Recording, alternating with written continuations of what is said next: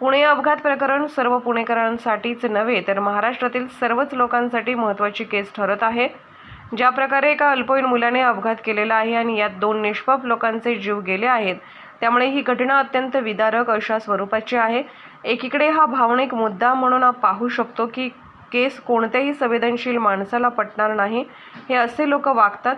श्रीमंतांसाठी वेगळा न्याय देण्यात येतो, त्याचा राग येणे साहजिकच आहे। पोलिसांनी आज मागणी केली की आरोपींना अजून पोलीस कोठडी द्या, चौकशी करायची आहे, त्यामुळे 7 तारीखपर्यंत MCR दिला आहे।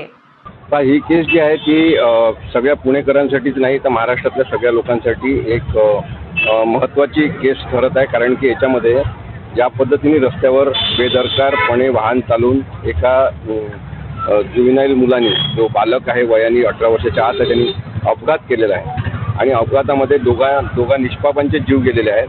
त्यामुळे ही घटना अत्यंत विदारक अशा स्वरूपाची आहे। आता एकीकडे आपण हा भावनिक मुद्दा म्हणून पाहू शकतो की ही केस कोणीही एक जो संवेदनशील माणूस असेल त्याला पटणार नाही की असे हे लोक वागतात आणि त्या श्रीमंतांसाठी वेगळाच न्याय देण्यात येतो, त्याचा आपल्याला राग येणं साहजिक आहे। परंतु वकील म्हणून, कोर्टाच्या प्रक्रिया म्हणून आपण याच्याकडे पाहिलं, जे कलमं लावलेले आहेत त्याच्यानुसार जामीन द्यायचा की नाही असं ठरत असते। आज कोर्टामध्ये जेव्हा पोलिसांनी मागणी केली की यांना पोलीस कस्टडी रिमांड द्या, आम्हाला आणखी चौकशी करायची आहे, कारण की DCR जप्त केलेला आहे, घरचं CCTV फुटेज जप्त केलेलं आहे, त्यानंतर ड्रायव्हरला आज पुन्हा अरेस्ट केलेली आहे। या सगळ्यांचं इन्व्हेस्टिगेशन करायचं आहे। मोबाईल त्या मुलाच्या वडिलांचा म्हणजे विशाल अग्रवालचा जप्त केलेला आहे, त्याच्यामधलं ॲनालिसिस करायचं आहे। आता या सगळ्या गोष्टींसाठी सगळ्या आरोपींना अटक करून ठेवायची काही आवश्यकता नाही असं कोर्टाचं म्हणणं पडलं, किंवा त्यांना जे सांगण्यात आलं बाकी आरोपीच्या वकिलांतर्फे, तेव्हा त्यांना हे म्हणणं पडलं की यांना सगळ्यांना अटकेत ठेवण्याची गरज आहे आणि त्यामुळे मॅजिस्ट्रियल कस्टडीमध्ये ठेवून त्यांचं इन्व्हेस्टिगेशन होऊ शकते आणि म्हणून त्यांना 7 तारखेपर्यंत MCR दिलेला आहे। आणि MCR झाला की त्याचा अर्थ हा सुद्धा आहे की आता उद्या ते जामीनचा अर्ज करतील आरोपीतर्फे आणि त्यांना काही दिवसात जामीनसुद्धा मिळेल।